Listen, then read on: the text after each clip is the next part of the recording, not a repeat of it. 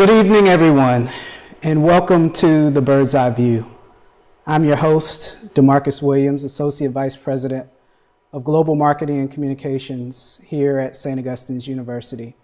And we're so excited to have a special guest here on this show, someone who is very special to me, someone that I met many years ago, 25 years to this day, on a summer day at NC State University.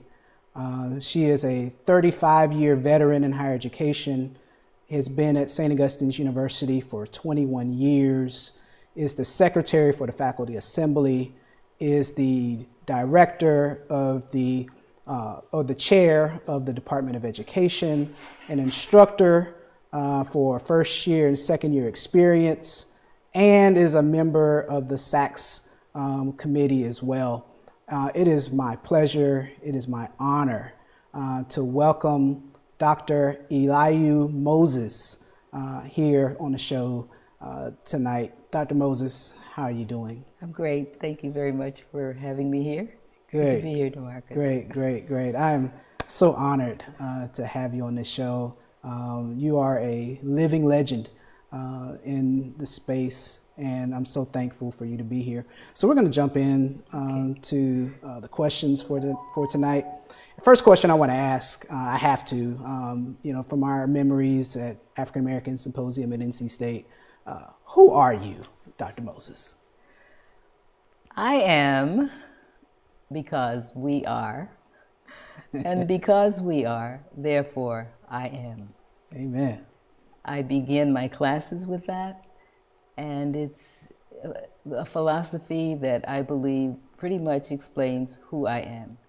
I am an African woman born in America and not by choice. And I love my culture, I love my people, and so I embody that in everything that I say and do. I believe in that expression that comes from the Bantu people in South Africa that simply means that we have this connection, we have this relationship, and because you are, I am. Amen to that. Dr. Moses, you are one of the most well-respected members here of the faculty at St. Augustine's University. And you have had decades of experience teaching, not just at St. Augustine's University, but leading students at other institutions. I guess my first question is, as a faculty member, and you're the first member of the faculty that we've had a chance to bring on the show. And so with your firsthand experience being in the classroom, with everything that's been going on campus, how were you able to navigate through everything that's been going on? And given your relationship with the faculty, how have you been able to support faculty during this time? As a faculty leader, I believe that I have to take care of myself first. So if I'm not okay, I can't help anybody else to be okay. I cope with prayer. I cope with meditation. I cope with exercise, both mental and physical. I do everything that I can to make myself calm in whatever the situation might be, even though sometimes I could be very angry about it. I don't think that very much gets accomplished if we get out of control. So I try and take things easy. I try and look at all sides, or as many sides of a situation as I can, and analyze them and make it make sense for me. But just navigating day to day, I try and do things that will ease the tension, go for a walk, sing, work in my garden. I just try and keep in touch with nature, keep in touch with the world around me, the natural world around me, which gives me a great deal of solace. How do I help others? I hope that people have said to me, when I'm with you, I feel okay. And I suppose that is a part of me transferring to other people, a part of my personality. I try and help my faculty by helping them understand as much as I understand of what's going on around us, because I think it's important to communicate with people. People get upset, people get confused when they do not understand what's going on. So I try and make it possible that I can share with others whatever it is that's going on. Well, Dr. Moses, you have definitely been the epitome of self-care. You have not aged a bit since I was a student many years ago, and every time I see you, I'm inspired. Now, St. Augustine's University's Department of Education is also known, as you've said, the Legacy Program.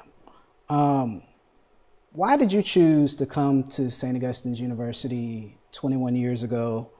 And what opportunities have you seen to build the education department since your arrival? Well, let me speak about that legacy for just a moment, because I cannot begin too much discussion about anything without talking about those who came before me. Yes. And especially Anna Julia Cooper, who was the first to graduate from St. Augustine's, not university at that time, but the normal school. And she became a teacher, and she taught here at St. Augustine's University. The legacy is that this institution was built for the purpose of educating the sons and daughters of the formerly enslaved people here in this region. And I think it was a remarkable idea, because it was a necessary idea, and that legacy should always continue. When we think of HBCUs, most of them were established for that very purpose, so that others could prosper, so that others could learn and grow.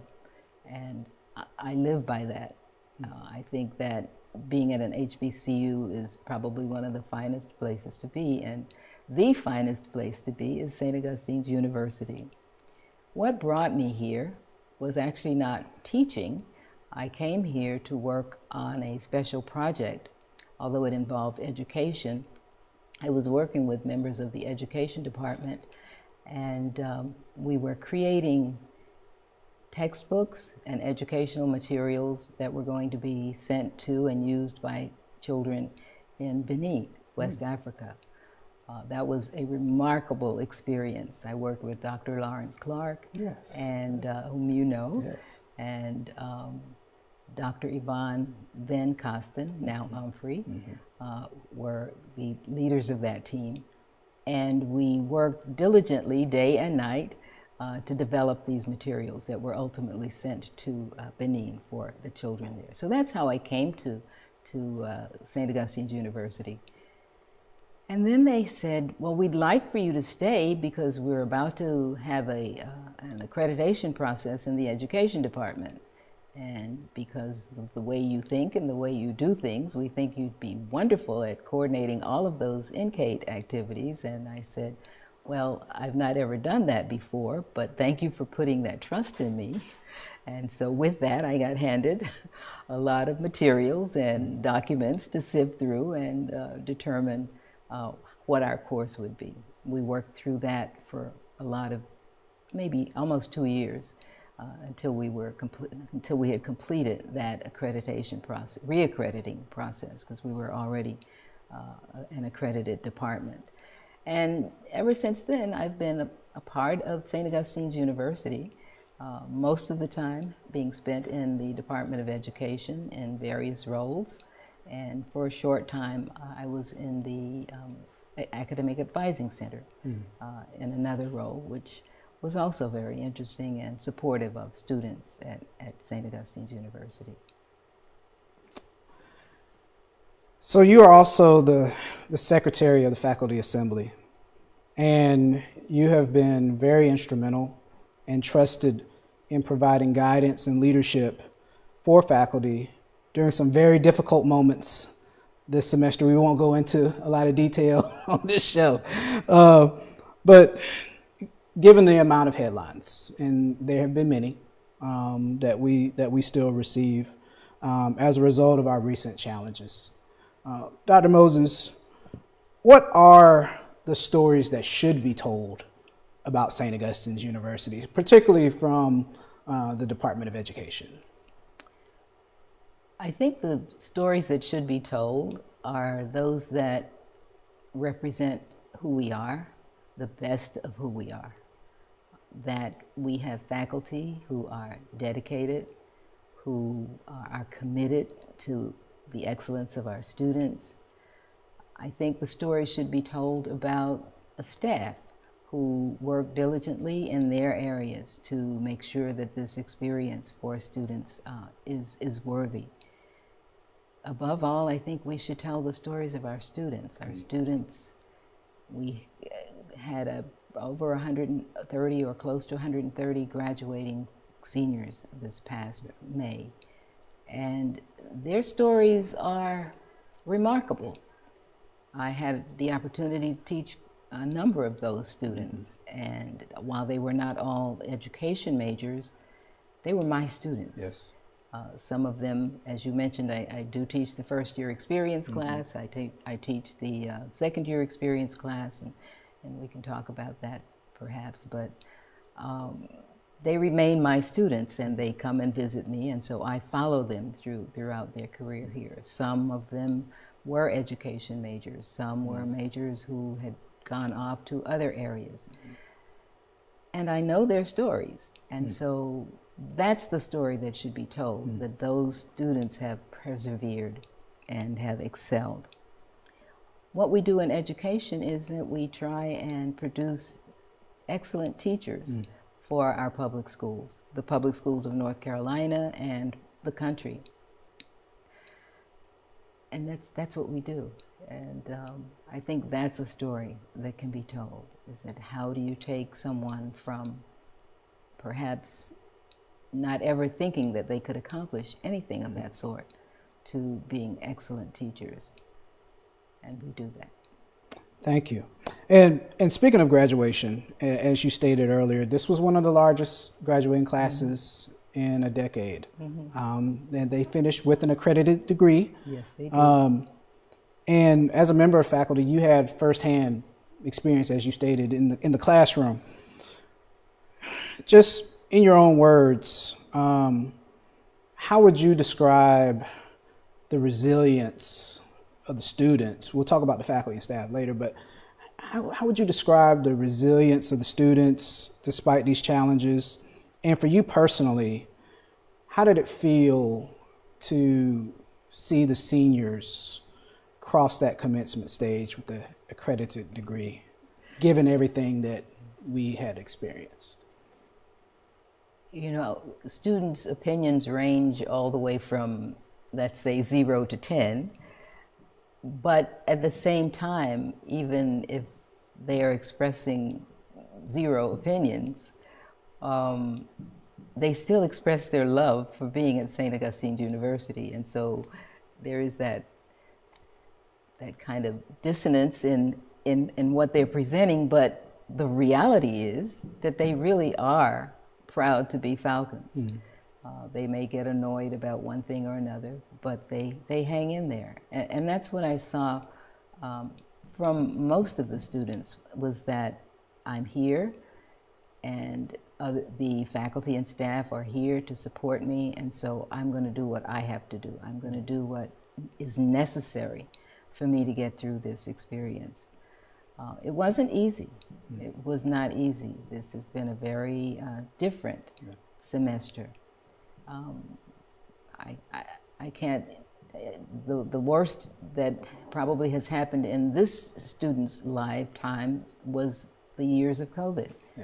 Those were also difficult years. And when you think about it, this graduating class was the senior graduating class in high school during the COVID years. That first year was their graduating year. And so they've gone through a lot. But they weathered the storm. They weathered the storm, and they were able to walk across that stage with their heads held high, and they were able to go in the back and kick up their heels during that extra moment of jubilation. Yes. And it was wonderful. It was wonderful. I think that what they had been given during their time here was something to sustain them, and that will sustain them through life, because life will have challenges. Yes. Life will have many challenges, but I think this group is gonna make it. Yeah. Yeah. I wholeheartedly agree with that. And I want to talk a little bit more about some of the stories that you were stating about students, especially being an instructor in first and second year experience. How do you feel, or what role do you feel that played in supporting students this past semester? And are there any success stories, whether it's underclassmen or upperclassmen? Are there any success stories that come to your mind that stand out for you? There are a couple. There are probably more than a couple, but a couple that I can speak about. For your listening audience who might not be familiar with first year experience and second year experience, let me just briefly explain what those courses are. As you might imagine, first year experience has to do with incoming students who are approaching the college experience for the first time. And we try and help them transition peacefully from their high school attitudes, opinions, their behavior into a college life. We try and help them understand something about the environment, learning the ropes, learning where they are, how to navigate, how to negotiate the things that they need. We try and help them with all kinds of developmental skills. Some of it having to do with creativity, some of it having to do with leadership development. There's a wide range of activities that go on in that course. But I'm remembering one particular student who had his own personal set of circumstances to overcome. When the student was in my first year experience class, and that class is during the fall semester and during the spring semester. So I was able to follow these students for that entire year. When the student came to St. Augustine's, the student had recently experienced the death of a cousin. And somewhere, maybe September-ish, getting towards midterm, the student lost his grandmother, one of his grandmothers. Wow. And this particular student was just totally distraught because a young person, 18, 19 years old, experiencing death, probably for the first time, and one with someone who was close in age, the other his grandmother, and being very close together in time. He was just distraught, and we worked with him to help him get through that fall semester. During the spring semester, he lost another grandmother. Wow. And so he just kind of fell apart at the end. But again, because we are the kind of school that offers second chances, that offers assistance, that tries to help in every way we can, we brought that student through the semester as well. Wow. So given everything else that was going on, that student was also trying to cope with his own personal set of his own personal situation. And so that's kind of what we do. Another student that I smile when I think of this student, because this is one of those students who, when he first came to St. Augustine's University, everybody would go, oh my goodness. Oh my goodness. Do you have that student? Yes. But the student turned out to be a most lovable person, a wonderful student who found himself finally at St. Augustine's University and moved off into the major that really helped him develop who he was. Excellent. And the people in that area just loved on him and loved on him. And those of us who were around in other areas loved on him and loved on him. And he just flew across the stage because he was just perfect at that point. He's going on to do greater things, and we'll see more of him, I know, in the future. Outstanding. Yeah. Now, we do still have to talk about accreditation. Okay. You have worked very closely with our SAC-COC accreditation as a member of the SAC-COC accreditation response team. We are still in arbitration.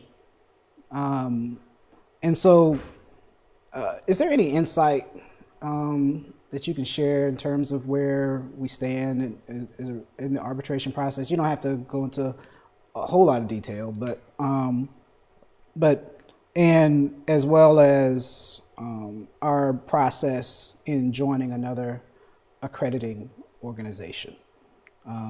In terms of the process, the timeline, what does all of that look like right now? As you mentioned, I have been a part of the SAC's reaffirmation team. I worked more on the beginnings, on the front side of all of that with reaffirmation, and then following that, the response team to some degree. The arbitration period we will be meeting with SACs on the arbitration in a couple of weeks, as I understand from President Burgess just today. So that process is slowly coming to the end of its term. Once that happens, we will wait for that decision. We're still accredited through all of that period. And I think that's important for the listening audience to understand, that we are still an accredited institution while all of these processes are taking place. If that does not work out in our favor, then we will approach litigation, and that could take, we don't really know how long. But that also, during that period also, we will still remain an accredited institution. Although on probation, we will still be accredited, and we will hold the same accreditation that we have at this point. As for moving to an additional accrediting body, that does take some time, because there are documents that have to be provided, there are proofs that have to be delivered, and so we work through both of these opportunities pretty much in tandem. While one is going on in litigation or arbitration, and then perhaps litigation, then we will be working on the other. I don't want to define how much time it will take to do that. It's a process that that particular accrediting agency requires, and so we have to do everything that is in the order in which they require us to do it. And so we're doing both at the same time. We're doing both at the same time. With that being said, and thank you so much for reaffirming the fact that we are still accredited and will be throughout this process, because we know that there's still students and parents concerned about the university's future, and are still hopeful that the university will continue to thrive. From the Department of Education standpoint, how would you describe the plans for the fall semester?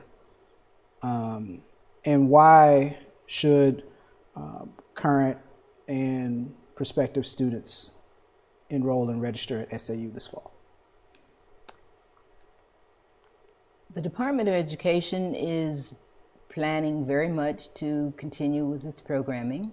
We need students to be involved in that. We do have some students who have not yet decided that they're going to be going someplace else. In fact, we have a couple of students who are taking summer courses, and we have courses that are lined up for them to take to continue their programs through next fall. I would invite anyone who is deeply interested in having their child come to St. Augustine's University. I would invite them to come and see. I would invite them to speak with whatever area, whether it's education or not. Certainly they can speak with me, and we can talk about what the path looks like specifically. I think that people need to understand that we're still here. Yes. We are still here. Yes. And if you are here, we will be here. Yes. We need you to be here so that we can be here. We have students who are returning. Many of them are finishing up programs, but there are other students who are equally eager to stay and remain here. And we can do that with your presence and certainly with your assistance financially. Yes, yes, yes. And speaking of that, and that's a great segue.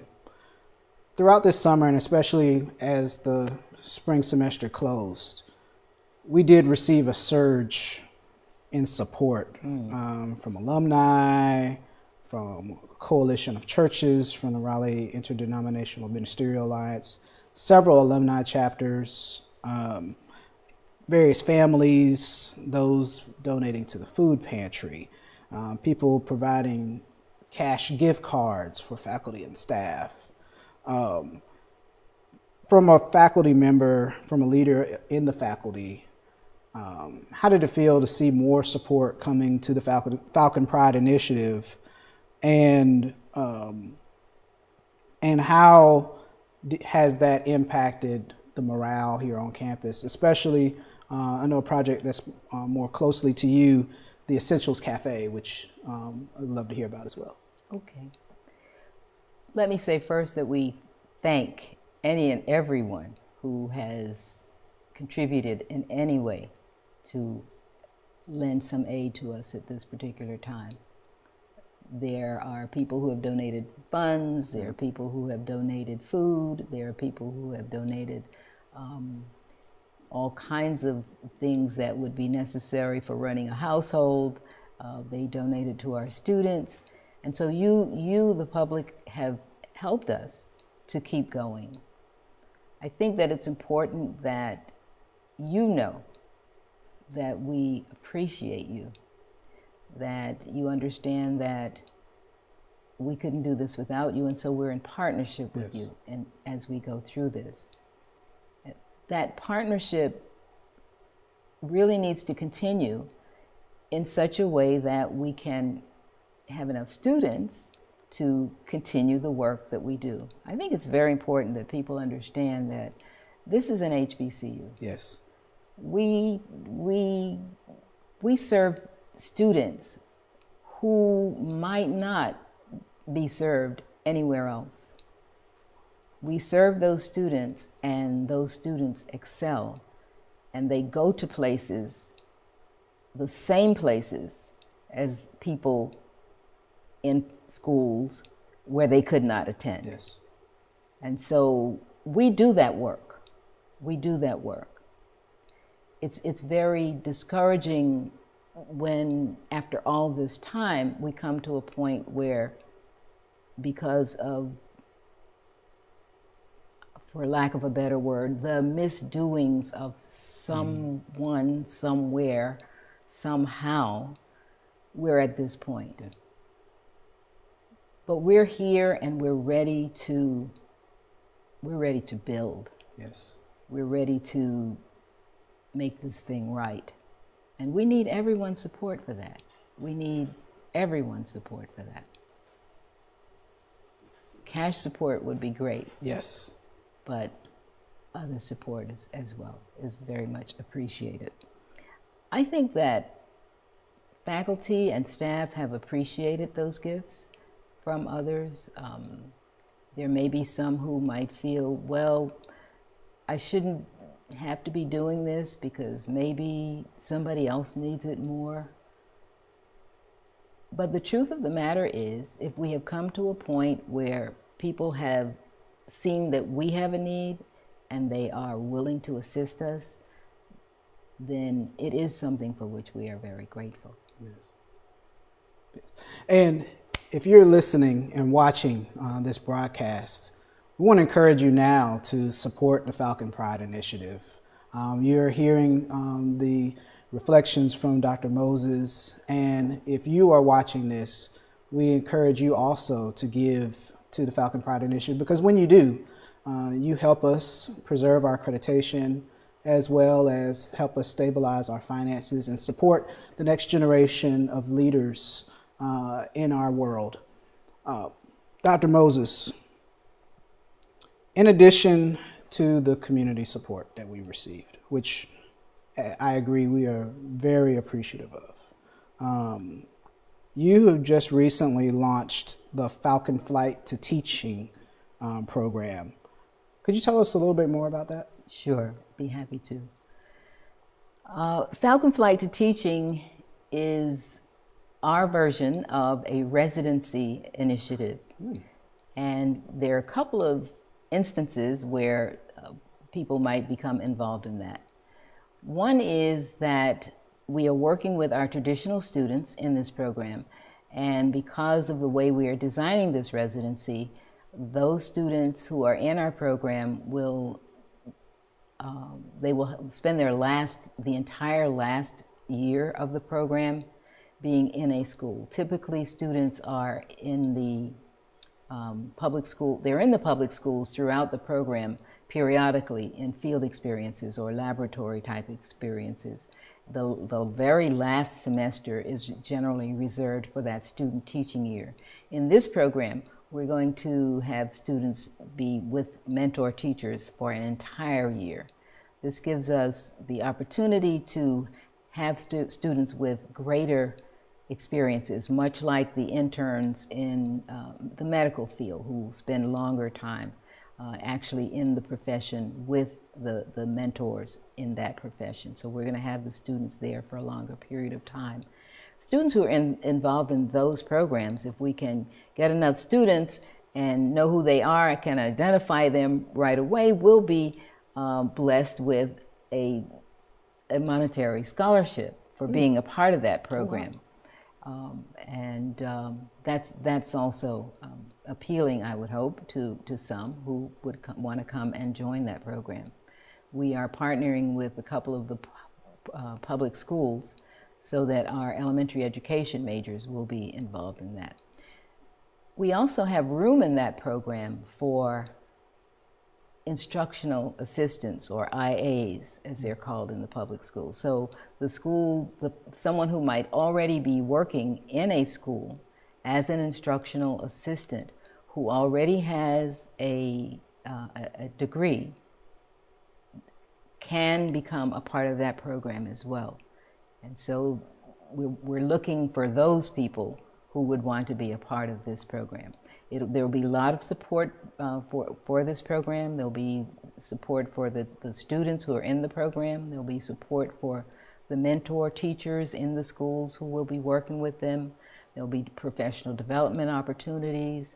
And there will be the opportunities for the students for our study opportunities for passing the various types of examinations that they have to take, and also follow up with them for at least 1 year and perhaps 2 years after they have graduated from this residency program. So that's our Falcon Flight to Teaching program.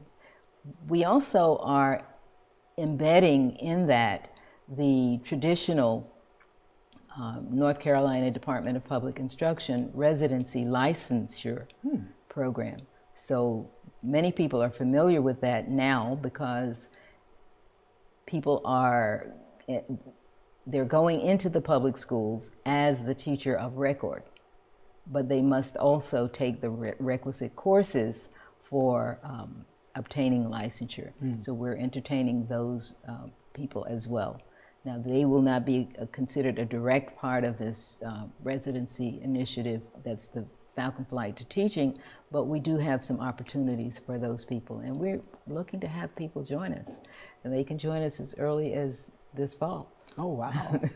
Wow, that is very exciting, and it's very encouraging to hear so many great things coming out of the Department of Education. As you stated before, we're ready to build, and with various programs and grants and other things that have come into the program, it's exciting to see what is going to take place this fall. And so, Dr. Moses, the wisdom that you have shared is, I don't like to use the word elders, but I think in our culture it's appropriate in this instance. I'm full, and I appreciate you taking the time to be on this show. And I do have to close with one final question, as I've asked all the guests here. And I think it's important, with all the wisdom that you've shared and with your vast experience in higher education, many of our guests have given some powerful responses as to why they believe in St. Augustine's University. And the fact that you've been here 21 years and are still planning and organizing programs, even now, it's very clear that your heart and passion is still in this. And so in spite of our accreditation and financial challenges, you, along with many of the other faculty and staff, are still showing up, as you stated. And so I want to ask you, Dr. Moses, what is it about St. Augustine's University that makes this campus so special? And why do you believe in SAU? Why are you still fighting for this institution? And why should the faculty, the staff, the administration, why should we all continue to fight?